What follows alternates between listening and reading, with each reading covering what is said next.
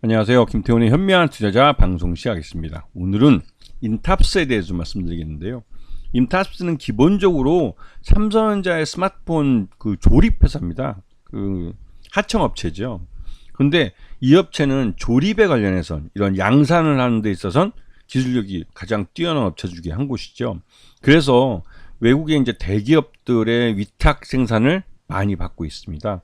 삼성전자도 인탑스에 이 스마트폰을 중심으로 해서 많은 전자제품들을 양산을 위탁하고 있죠. 요번에 보핏이라고 삼성전자가 독자적으로 하는 웨어러블 로봇 사업이 있습니다.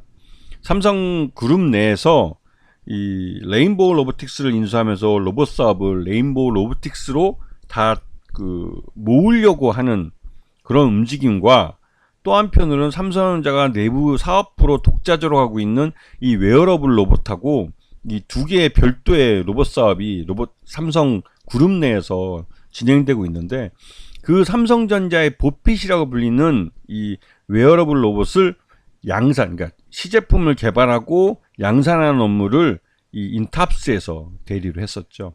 그러다 보니 당연히 양산도 이 인탑스가 할 거라는 게 대세입니다. 그리고 드디어 이 보핏이 올 하반기에 B2C로 우선 시장에 런칭을 할 예정입니다.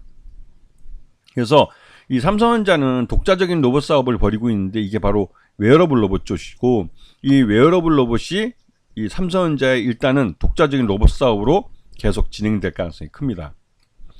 근데 이 웨어러블 로봇은 단순히 이게 이제 삼성전자만의 것이 아니라 LG전자나 현대전자도 모두 웨어러블 로봇을 하고 있습니다. 왜냐면 그만큼 이 웨어러블 로봇이라는 것은 이 노인 인구가 많아지고 그러면서 이제 이러한 근력이 딸리는 데 있어서 이 웨어러블 로봇을 위해서 그러한 근력들을 도움을 받으면서 노인들도 젊은이들만큼 그 무거운 일이나 힘든 일을 할 수 있도록 만들어주는 것으로, 노인 인구가 많은 이런 우리나라 같은 또 일본 같은 시골 지역에서 이런 웨어러블 로봇이 수요가 많은 것이죠. 그러다 보니 이 웨어러블 로봇은 선진국을 중심으로 해서 시장이 더 커지고 있는 겁니다. 막말로 이제 인건비가 싼 제3세계나 가난한 국가에서는 이 웨어러블 로봇이 사용되는 데는 제한이 있죠. 하지만 선진국으로 갈 경우에는 얘기가 달라집니다. 노인 인구 때문에도 이 웨어러블 로봇은 굉장히 수요처도 많고, 또한 일반 인건비가 비싼 선진국일수록 이 로봇을 이용해서 이 노동자들에게 더 많은 이 부하를 걸 수가 있는 것이죠. 그러니까 즉 돈을 주는 것만큼 부려먹을 수 있는 겁니다. 자, 그래서 웨어러블 로봇 시장의 성장성도 굉장히 빠른 시장으로 평가되고 있는 곳이죠. 그리고 우리나라 정부도 이게 이제 이 로봇 기술에 대해서 8대 핵심 기술 확보라고 해가지고 이 로봇에 대해서 또 투자를 많이 하는데, 최근 한 3조 원 정도, 민관 합쳐 3조 원 정도 투자해서 2030년에는 로봇 100만 대 시대를 열겠다는 거창한 목표를 내놓기도 했습니다. 그런데 뭐 2030년까지 걸릴 것 같지는 않은데요. 지금 분위기 봐서는 단 몇 년 안에 이 로봇 100만 대 보급은 하다못해 청소 로봇이라도 가능할 것 같습니다. 자, 이 인탑스는 전체 매출액의 70%가 이 IT 디바이스, 즉 스마트폰의 조립 쪽에서 나옵니다. 전체적으로 삼성전자의 하청을 많이 받아서 이쪽 사업을, 휴대폰 아사이를 주로 진행하고 있고, 그 외에 이제 12% 정도가 가전제품 아사이, 그 다음에 13%가 자동차 부품도 하고 있습니다. 그렇기 때문에 인탑스는 자동차 시장이 전장화돼서 성장하는데도 수혜를 받고, 그 다음에 스마트폰이 잘 되면 또 좋겠지만, 이 삼성전자 스마트폰은 아시다시피 성장성이 그러니까 답보하고 있는, 좀 답답한 성장의 한계를 드러내고 있는 그런 사업부입니다.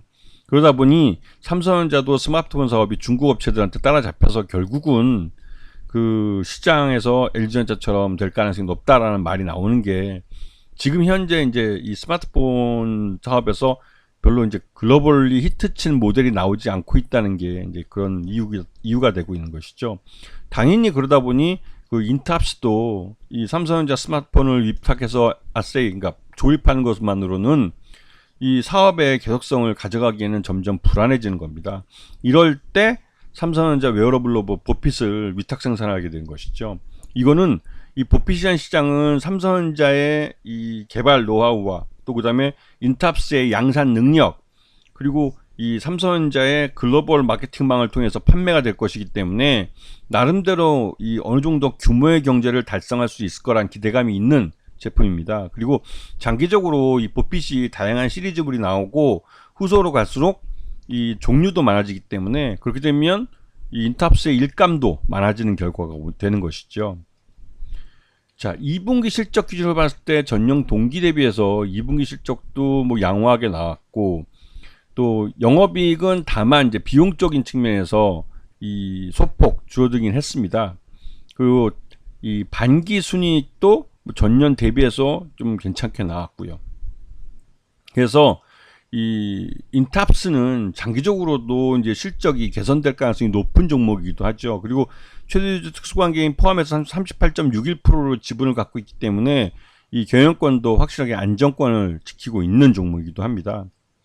그래서 지금 인탑스 같은 경우는 주가 폭이 좀 그렇게 크게 움직이지 않아서 좀 지루하고 답답한 종목이기도 한데, 요번 그 지난 그 8월 5일 그 블랙 먼데이 때 급락한 이후로 이제 드디어 이제 바닥을 찍었다는 인식이 시장에 차지하고 있습니다. 그리고 이 보핏이라는 삼성전자 웨어러블 로봇이 지금 B2C로 나오지만 올 하반기에 되면 이제 B2B로서 해서 대량으로 양산이 되길 그 가능성이 높기 때문에 인탑스의 실적이 더 증가할 가능성이 높은 것이죠. 최소한 인탑스는 2분기 실적 기준으로 봤을 때 적정 주가 45,000원 정도로 평가되는데 지금 주가는 오히려 반대로 나온 것이죠. 이게 이제 삼성전자 스마트폰의 이 전체적인 시장 규모가 점점 쪼그라들 수 있다는 위기감 때문에, 그리고 왜냐하면 이 인탑스는 이 그 삼성전자의 스마트폰을 받아서 아세이 그 조립을 하는 사업자이기 때문에 삼성전자가 양산을 많이 해서 많이 판매해야만 실적이 좋아지는 업체입니다. 맞게 보셨겠지만 매출액의 70%가 그 IT 그 스마트폰 아세이에서 나오기 때문에 삼성전자가 스마트폰을 많이 팔아야만 실적이 좋아질 수 있는 회사죠. 그런 면에서 많이 팔 수 있는 이 보핏이라는 그 웨어러블 로봇이라는 새로운 신제품이 나왔다는 것은 인탑스의 실적에 대한 기대감을 갖게 하는 요인이기도 합니다. 그래서 이러한 것은 기존의 IT 그 제품이 뭐 모델이 하나 히트쳐가지고 스마트폰이 반짝하는 거하고는 차원이 다른 그 어떻게 보면 사업이 다각화된다고 할 수 있는 그런 부분이기도 하죠. 이런 부분에서 이제 인탑스를 다시 한번 재평가해서 봐야 될 때가 됐다고 저는 생각합니다. 아시겠죠? 자, 오늘 방송 여기서 마치겠습니다. 감사합니다.